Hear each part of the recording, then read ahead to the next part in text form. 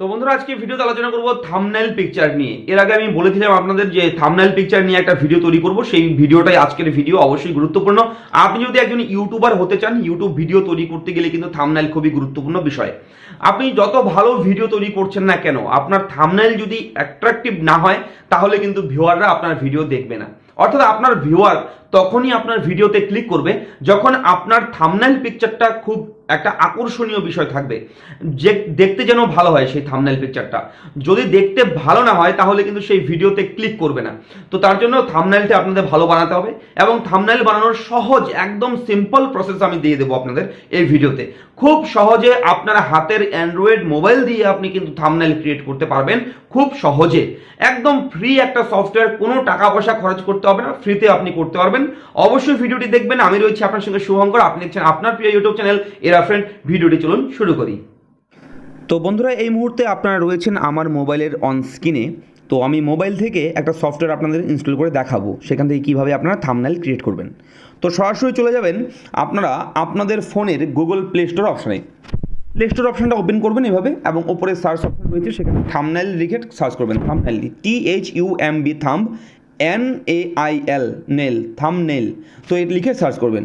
তো সার্চ করার পর আপনারা দেখবেন ওপর থেকে 1 2 3 4 5 নাম্বার একটা অপশন রয়েছে, থাম্বনেল মেকার লেখা রয়েছে, এবং দেখতেই পাচ্ছেন লগো পিট লেখা রয়েছে। এখানে ক্লিক করবেন।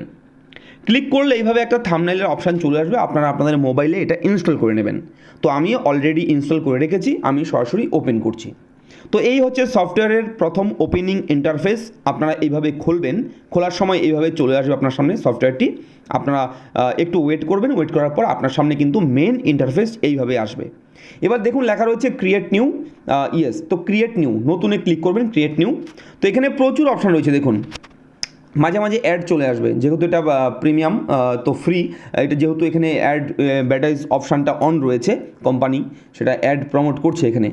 তো আপনারা কি করবেন, এখান থেকে কিছু লিখবেন, অ্যাড টেক্সট। এবার বলে রাখি এখানে বাংলা ইংলিশ করে নেবেন আপনার কিবোর্ড। তো যদি এই কিবোর্ড সমস্যা আপনাদের থাকে, যদি বাংলা কিংবা ইংরেজি দুটোর মধ্যে কোনো রকম সমস্যা হয়, আপনারা কমেন্ট করবেন, আমি সেই কিবোর্ড নিয়েও একটা ভিডিও আপনাদের দেবো। তো বাংলা কিবোর্ড কীভাবে আনবেন, ঠিক আছে? তো এভাবে যখন আসবে আপনি লিখবেন, ধরুন আপনি আধার কার্ড নিয়ে ভিডিও দিচ্ছেন, তো লিখবেন আধার কার্ডের আপডেট, ঠিক আছে? আধার কার্ডের আপডেট এভাবে লিখে আপনি অ্যাড করবেন। অ্যাড অপশন রয়েছে, অ্যাডে ক্লিক করবেন। দেখুন লেখাটা চলে এসছে এখানে, দেখুন। তো লেখাটা চলে এসেছে। এবার আপনি লেখাটাকে বোল্ড করতে চাইবেন, দেখুন সাইডে আপনি বোল্ড করতে পারবেন, ইটালিক করতে পারবেন, আন্ডারলাইন দিতে পারবেন। তো বিতে ক্লিক করলে বোল্ড হয়ে যাবে লেখাটা। তো এটাকে আঙুল দিয়ে আপনি যে কোনো জায়গায় কিন্তু এটা নড়াচড়া করতে পারবেন, যে কোনো জায়গায় আপনি রাখতে পারবেন। তো আমি উপরে রাখছি এটা, দেখুন উপরে রেখে দিলাম। উপরে রাখার পর এটাকে কালার করব। কী কালার করব, দেখুন প্রচুর কালার রয়েছে, যে কোনো কালার আপনি করতে পারবেন। যেখানে ক্লিক করবেন সেই কালারটাই হয়ে যাবে। অথবা আপনি এখান থেকে কন্ট্রাস্ট বাড়াতে পারবেন, কমাতে পারবেন, সমস্ত কিছু করতে পারবেন। তো আমি লাল রেখে দিলাম এটা, ঠিক আছে? তারপর আবার নেক্সট করব, ওকে করব। ওপরে একটা রাইট চিহ্ন রয়েছে।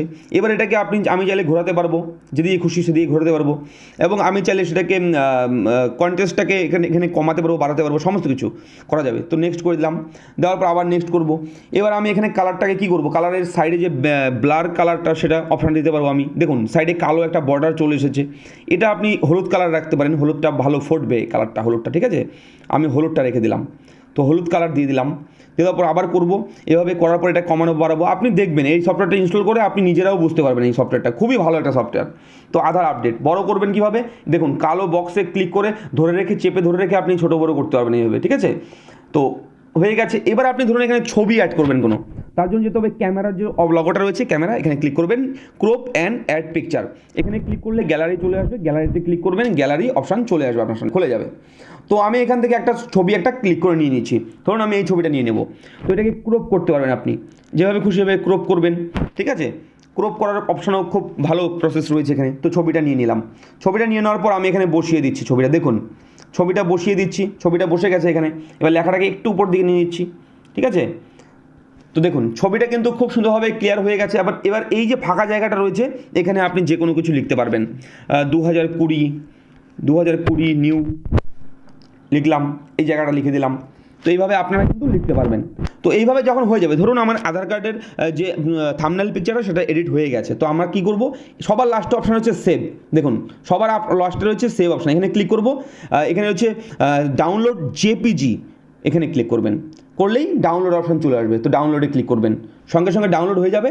এবার আপনি আপনার সরাসরি গ্যালারিতে ক্লিক করবেন। গ্যালারিতে ক্লিক করলে আপনার সামনে কিন্তু এইভাবে গ্যালারি চলে আসবে এবং পিকচারে গিয়ে দেখবেন সেই থাম্বনেল পিকচারটা রয়েছে এখানে। দেখুন খুব সুন্দরভাবে থাম্বনেল ক্রিয়েট হয়ে যাবে। এভাবেই আপনারা ক্রিয়েট করবেন, এখানে সমস্ত অপশান রয়েছে।